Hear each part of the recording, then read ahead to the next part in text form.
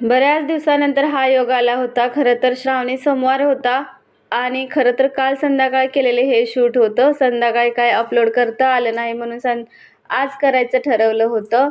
आणि भावाचा उपवासही सुटणार होता आणि श्रावणी सोमवारही होता आणि पुरणपोळीचा स्वयंपाकही बनवायचा होता.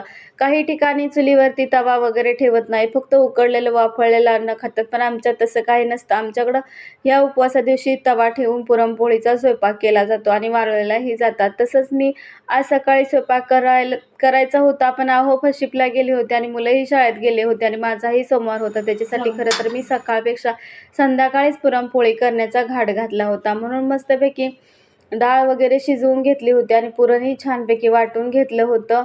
आणि आता काय म्हटलं, आमटीलाही फोडणी देऊन झाली होती.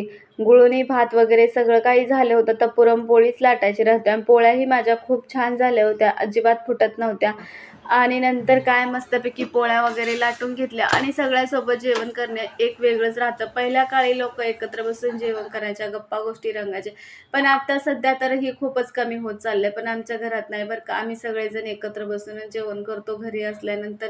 गावाला असं नाही तर असं. मग सगळ्या काय पुरणपोळ्या लाटून झाल्यानंतर मी मस्तपैकी भाजी पापडचा तळण्यासाठी घेतले होते. मस्तपैकी भाजी पापड काढले होते. मग सगळ्यांनी एकत्र बसून छानपैकी ताटं वाढायला मी घेतली होती. जेवण घेतल्यानंतर छानपैकी स्वयंपाक झाला होता बघा. मग कसा वाटला आजचा व्हिडिओ तुम्हाला ते कमेंटमध्ये सांगा. चला मग भेटू पुढल्या ब्लॉगमध्ये. तोपर्यंत बाय.